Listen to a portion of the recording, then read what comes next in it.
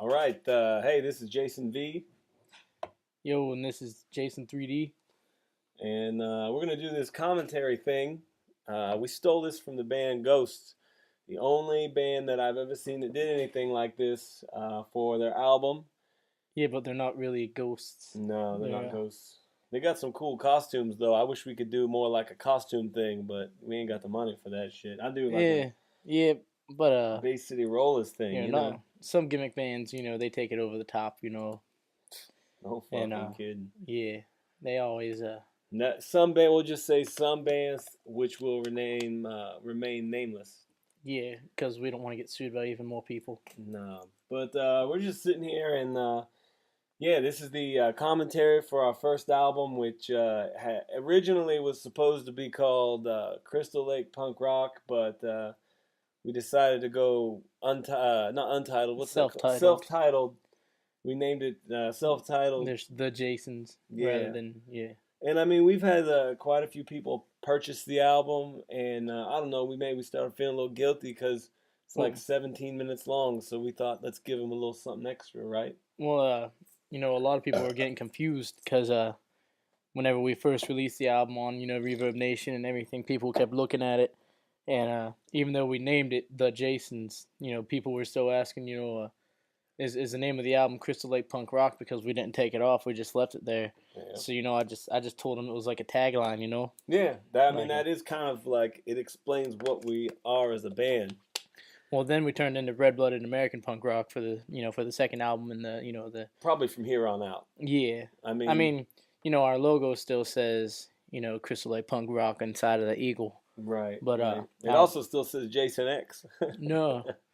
No? We have it. I updated it with each member change, and we just only thing we've ever sold with it on it has Jason X, and even the pics that our good pal Shane made for us. Yeah. They still say Jason X, even though we have Jason Hell and Jason R now. But I mean, this would be I mean, that's appropriate for this album because I mean this album's got Jason X on it. If you got this off Reverb, then you've only got the album tracks. If you got this through the Jason's web store, then you got 2 live tracks, which actually that's Jason Hell on those tracks.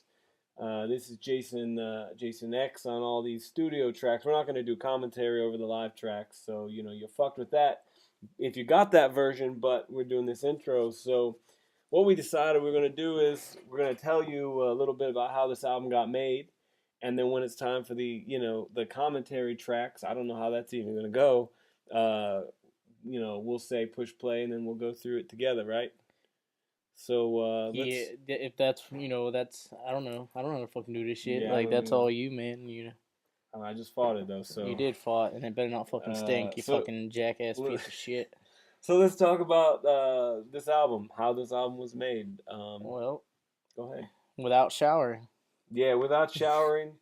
We didn't have enough money to get the album to go through, a studio, and I mean, we didn't really want to do that anyways. Our idea was to kind of get something out there that was DIY, and we called in a favor to Sully. He runs from Vent. From Vent, he's in a band. Homefront 216 Studios out in Cleveland. Killer band called Vent. Yeah, we hardcore. Drove out to Cleveland, me, you, and Jason X, and it was actually the weekend of a good friend of ours' wedding, and you totally got caught out on it too, man. It was something we had to do, man. I mean, this album had been needing to be made for years, and we decided to go make it with what we had. It was kind of like, you got free studio time for these couple days. We're gonna be out there 2 days. It really ended up, we went in, we did things in 1 or 2 takes. We were still struggling with down picking. We were still struggling with stalling structures. Well, I was able to, in the studio, I downpicked, quite a few of the tracks, but my pick kept hitting the pickups or something like that. Yeah. So it kept making like a thud sound every time I hit the string. So we didn't know how to fix that because, I don't know, Sully was still new to the recording and everything. And I mean, he was under the gun too. And it was all time constraint and everything. Yeah, but So we did that, and the result was this album. It was like literally probably about 16 hours on our ends, recording and things like that. And then on Sully's end, we were there for 2 days, and literally that guy didn't move from in front of the computer He for. drank endlessly and smoked endlessly. Every 2 minutes, he had a new beer and a new cigarette. Yeah, But we let him slide with that, because he was doing us. He's doing just a real doing solid. us a solid, yeah. Yeah, and we slept in the studio on the floor, and he fed Literally, us. yeah. So yeah, I mean, it was. Where did X sleep? X slept on. I don't know where the fuck he didn't. He didn't sleep. We slept in the studio because I know I offered you the love seat, but you were like, "Nah, man, take it." So I slept on the love seat.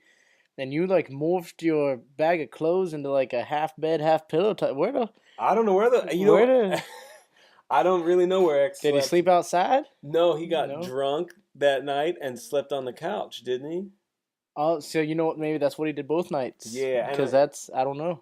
No, or that other guy got drunk and they made friends, and then the guy slept on the couch and X slept in a fucking chair or something. Yeah. Because remember, we went out to do some fucking karaoke. X got fucking hammered. Yeah, I know it's against mom's rules, but he got fucking hammered, and then he met another guy, and what mom don't know won't hurt her, like. Yeah, him and that dude made pals, and we were like, we hated that fucking guy. Because he was just drunk and annoying. Sully, if you're listening to this, we're sorry that we just said that, but no, I mean the dude was cool when he sobered up, but he was real up in your face and shit, Yeah, and you guys tried to get yourself some White Castle. And he kept screaming at the people. What'd you say about my mother? Oh my God, that guy. And no, he was fine when he sobered up. Hell, I mean, if we're gonna talk about annoying people in the studio, we gotta talk about X being crazy and doing some crazy shit. Yo, I don't even want to go down that road. We'll get down there. Oh my God, but no, I mean, X is our brother. He's our friend, and it was cool to have him with us on this album. The world, anyone listening to this knows he got shot up into space. So. Yeah, we just recently found out. He got sent back and everything, and he's doing all right. He's out in where did he crash land at, Colorado or something like that. Yeah. So he'll be all right. He's doing good. Well, fuck it. Let's get into this. We're gonna go track for track. We got our headphones in. Go ahead and get your CD in the CD player or whatever the fuck you got to do here. Wait, so we're just making the commentary and they have to listen to their own CD, or is this going to be over the track? No, we're going to do this commentary. You put your CD in on your iPod, and you go ahead, and this is going to be on YouTube, so you just push play on YouTube and listen to your shit together. Or whatever, figure it the fuck out. I don't know. All right, yeah, I have no idea. 3D. I'm just trying to figure this shit out, man. I mean, you know what I might do, man? I might go ahead and dub the songs at a low volume over this. Yeah, that would be better. Well, but it might be annoying. We'll see. Yeah, I mean, that's what they do with movies, so why would you make it any different for, a CD? Right. Well, you know I ain't no good at making movies. Here we go. This is track 1. It's called I Don't Want to Be a Mongoloid. Yeah. So literally this was the first song we recorded together.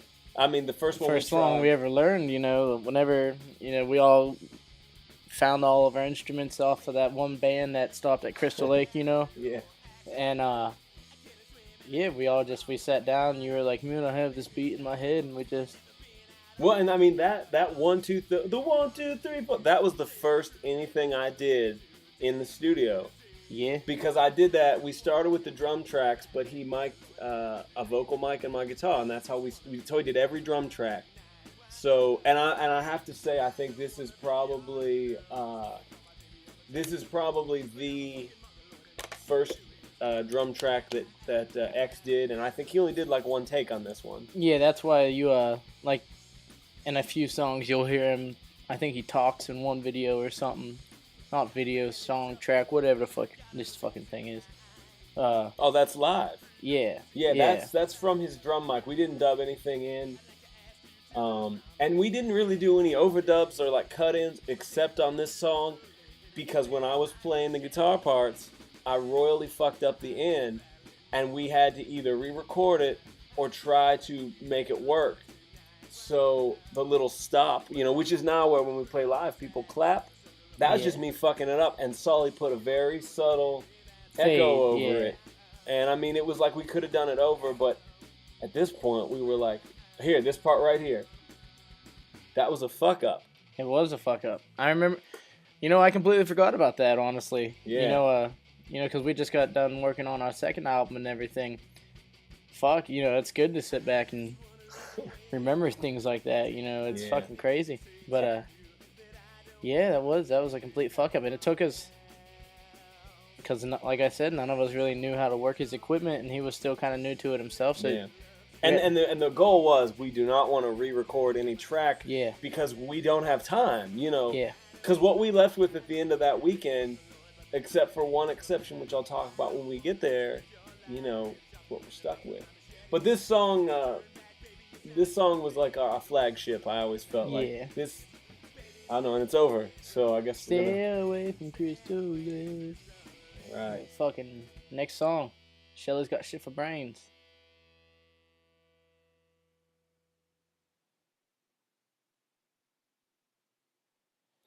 There we go. Shelly's Got Shit for Brains. First thing, I want to talk about on this song is the fact that you had to hold your wallet in front of your face. Yeah. Because you cannot remember what you said.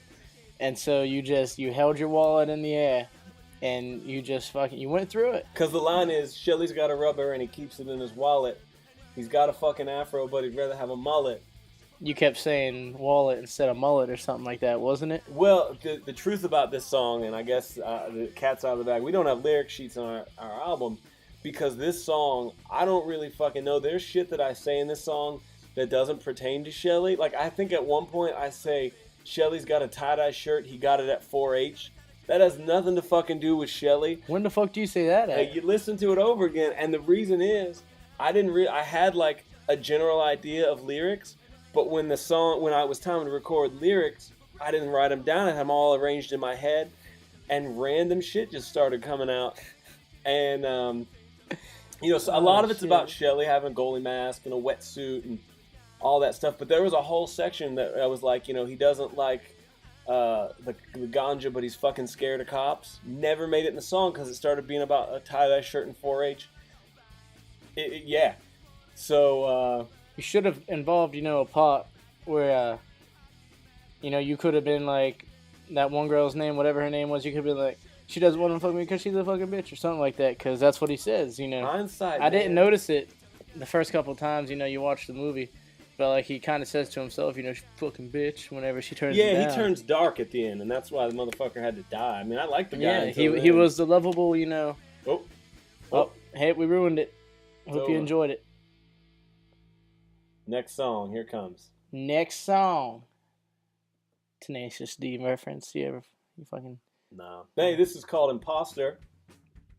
And it's about an imposter. Yeah, this is probably of songs that I listen to on this album. I go between this one and Crazy Ralph, Shut Your Mouth. This one really turned out the way I wanted in terms of that pick slide, that intro. That was the only...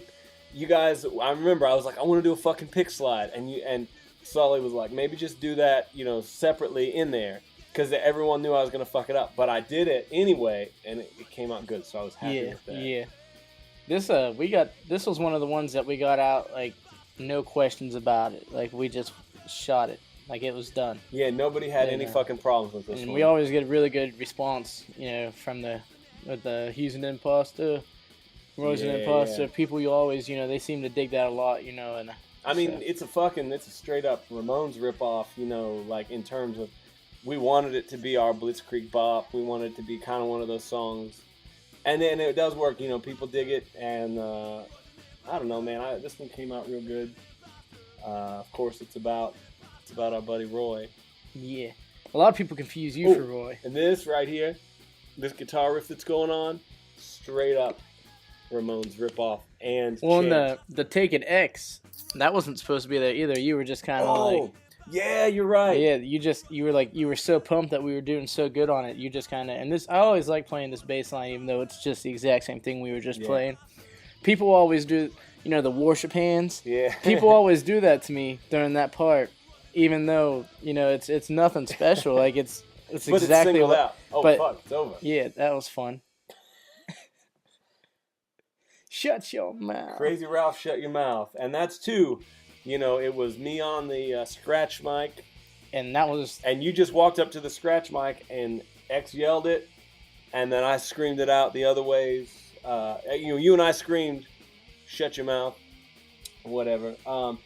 Thing about this song that number one, I couldn't believe that X actually managed to play the 16ths because that's fucking fast, and I didn't think he was gonna do it. He did a good job. yeah. But the other thing is that little solo, we had to write that. Now that on the is spot. we wrote it on the spot, and that's something that's obviously an overdub because you've only got one of me playing guitar, and then I overdubbed it. But I mean, that's like me fucking trying to learn how to play Hangar 18 or something. I mean, I fucking sucked at it, and I can do it live now. But that was a big stretch for me to do that. Yeah, I remember watching you practice. Anytime you got it right, it was a huge celebration. That's no fucking joke. Yeah. And we just had someone request this at a show. So yeah, and I completely fucked it up.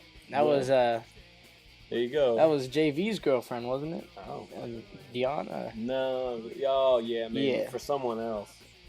I don't JV know. from Darrow Chemical Company, our buddies there. Yeah. Oh, the fuck you part. The fuck you part.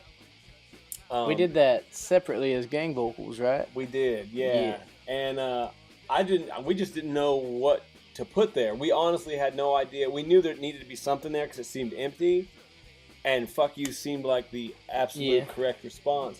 Now at special events or whatever, I'll scream like the name of the event that we're at because it seems like a cool thing to do. You're recognizing why you're there. This bridge, I sang it wrong, but we left it. It was supposed to be if you had stayed inside. If you had stayed inside, you'd be all right, but you won't be alive on Saturday night. And I said some other combination that I didn't like. But again, in the interest of time, fuck it, that's the song, And this one, I love this one, man. This one came out good. And I remember the original lyric was "Crazy Ralph, shut your mouth," and you were supposed to say "Crazy Ralph, just shut your mouth," and you said "Crazy Ralph, will you shut your mouth?" And that's just an anecdote because the song's over. Okay. Yeah. Jason Goes to Hell. Oh shit, go ahead. What are we gonna say? So this is our shortest song. It's our fastest song, so we're gonna talk pretty fast over top of it. It was a fun song. This was actually written before Hell joined the band. Because X was still in the band at the time. That's why we only gave it like 30 seconds worth of give a shit. You know, because we thought, this dude's not in the band. And again, a good example of this is a really funny fucking punchline. But I don't know how we can make a whole fucking song about a burger sale. So there you go, 30 seconds. Yeah, people always love it. Oh, and this laugh, Jason X made us replay that 20 times. And I want to keep talking about it. Well, okay, this is "Don't Send Me to Outer Space." Yeah, but the previous thing, when we drove home from Cleveland, listening to this song, no kidding, Jason X made us rewind his laugh like for an hour. Yeah, no exaggeration. It was like a 2.5 hour drive. For at least an hour, we heard like 20 times. He would hear his own laugh, and then he would laugh at the laugh. Yeah, and then he would think about that laugh like 10 minutes later and laugh even more and make us play it again. He would laugh while reminiscing about the laugh that he laughed. Yeah, and so you had 3 laughs going on, and it was kind of satanic in a way, but it was kind of X is an interesting and funny dude. He is. He really is. We love him. He's unique. We love him. So this song about X, "Don't Send Me to Outer Space," ended up being a fucking prophecy because he fucking quit the fucking band. That's my favorite part of that fucking video. Yeah, where he's just like, he quit the fucking band. That was he real. Just fucking throw the guitar on the ground. But the thing about this one, a couple things. Number one, when we did this, I said to X, I said, count this song off like the fucking Ramones would, and so that's where you get that 1, 2, 3, 4. You get that. No. It was supposed to be Ramonesy. Yeah. So it actually would have been like a 1, 2, 3, 4. But fucking in the car, Jason X did it the 1, 2, 3, 4. And you're like, that was like if Dee Dee was trying to be sexy or something like that. What I said? Yeah. So you were like, do 1, 2, 3, 4, and X was like, he did. 1, 2, 3, 4. And then we joked, that's the sexy 1, 2, 3, 4 from X. I really like that one. That's how he says it before he masturbates to his Playboys. Yeah. And yeah. 1, 2, 3, 4, and starts going to town. And the lead in this too, man. Literally, While we were recording, you wrote it. I had to take 20-minute break and write a lead, and it's such a little, screeching weasel kind of, but that's all I could come up with and all I could play consistently. And believe it or not, go fuck yourself. But that was hard for me to play. I'm not kidding, but it's a good example that little things like that can make kind of a pretty song, I mean, this is a pretty song, prettiest song we've got, so. You wanted me to do like super high pitch at the end of that, and we tried it so many times and I just can't do it. You can do it now, though. Now I can, but not really. Mommy got beheaded by a bimbo. The reason that X yells "fuck this song" is because this is the only song he had trouble with, and he was on like maybe his third or fourth take, and he was just getting pissed. And it wasn't that he couldn't play it fast enough; it was that whenever we got to the stops, he would always forget the pause. Yeah, X. And one thing about X that's just the truth: dude never practiced ever, and so. Not once. He was a killer, he was good at what he did. That fill right there, I wrote right before we recorded it, remember? Yeah, because that bass fill? I said, it's too plain, so I was like, do, oh, yeah, yeah. And you guys were like, yeah, do that. Yeah, there was a lot of that on this album, like creatively just having to throw shit in. This is what happens whenever you go in full bar, but you don't know what you're going to do. Full bore? Full bore. Full bar. I like full bar. How about foo bar? Foo bar. Fucked up beyond recognition. Isn't that what that means? What this means, this album. But beyond all recognition. But yeah, X was like, he never practiced. He would come to practice and tell us he wouldn't. He didn't practice and would be pissed, but he'd still nail it other than fucking stops. So he was struggling, and I said, and he yelled out, "Fuck this song." And I said, "Hey, yell that before you count off." Because I kind of wanted a record of that so that when we listened to it, we would remember like the struggle that we were, I guess that he was going through. But I'd say the easiest part about this album was getting the drums down, and that part right there. Do you remember that? You said a boy's his mom's best friend. A boy's his mom's best friend. And I said her voice is my best friend. But we faded mine out to where you can't really hear it, so it's kind of like like that part in Psycho where, you see the skull over top of the dude's face. That's kind of like... Yours was very much more poetic. Well, I wasn't trying to be. I just thought that's what you said, so I thought you were saying... Well, they both make sense. Yeah, and like... The voice in your head. It morphs well on the CD because of how we faded my voice. You can't really tell, but it was fun because we really laughed at it. Hey, and I want one thing for this, too, before it ends. Full disclosure here, this is the one song I drove back up to Cleveland to record Pig Girl, and I re-recorded my vocals on this because they were real shitty. It was Ben Weasel to the nth degree, so this one I did more an extra vocal take or another vocal take because I was unhappy with it. Moving on. If the Jasons ever get sued, yeah. Well, if we ever get sued because of this album, it's because of this song. I'll tell you, I'll tell you what bothers me about this. Honestly, this song here, I love this song. Of course, it's a Ramones song. Is that even when a lot of reviewers and people have said, "Oh, you hit pause." It's all right. A lot of reviewers have said that this is our nod to the Ramones or our homage to the Ramones because we changed the title. But no, this is a straight up Ramones cover with different lyrics, like slightly different lyrics that fit what we're doing. Yeah. But we would never try to say that this is like, not a Ramones song. Well, the first couple people that reviewed it didn't even acknowledge that it was a Ramones cover. They just kind of said, "Yo," and then they closed it with their song, "We're Gonna Kill That Girl." Yeah, and that really bothered me. Yeah, so we actually we messaged one of the writers, and we told him, like, "Hey, can you say that this is like a cover / parody?" Yeah. Because, it is a cover. It's definitely a parody, but it's also a parody, too, because we're making it about us rather than, about some mugger on the street. And, what it really comes down to is, we try to wear our Ramones love on our sleeve. And there's nothing about us that says anything but the Ramones is why we do what we do. And well, Kiss shirts. Well, yeah, I But mean, kissing the bro, Ramones. the leather jackets, you know, the blue jeans, the spread your legs as far as you can while you're playing your guitar. That's I mean, right here as we do this, you know, on my turntable, which is Yeah. fucking broke now, Is Ramones. is the Ramones' first album. Yo, look at the belt buckle. Yeah. So, you know, this album was awesome to make.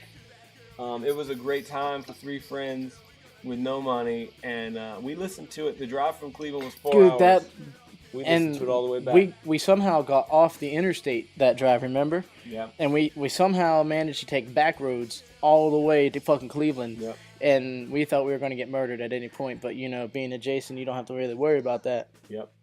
Oh, this we always give 3D a hard time about that. Shut up. Yo, you know, it's not my fault to have a high pitched voice. You know, it's just kind of. I think it works pretty well, and that yeah thing that I was doing there, it was the last song we recorded. I was just pumped that we did it. It kind of sounds like me first in the Gimme Gimmes, but it was really just the last song that we recorded. So. And then you drank a Mountain Dew to celebrate. Did I? Yeah, you did. Fuck. Well, that's the end of Jason's first album. And our shit talking. I hope somebody listened to this and enjoyed it. If you didn't, go fuck yourself because we don't give a shit, you fucking jackass. Fuck you. Why the fuck do you even listen to the whole thing if you didn't like it? Fuck you. For those people that did buy shit, it's our just way of trying to help you get a little more out of the 17 minutes fucking album that we did. And yeah, so this is the end of this one. You know, we're going to do one for Stalking / Summer 2 tonight, but it's not going to be released maybe ever. So fuck you. You're gonna. Yeah. Good night, 3D. Yo, see you later.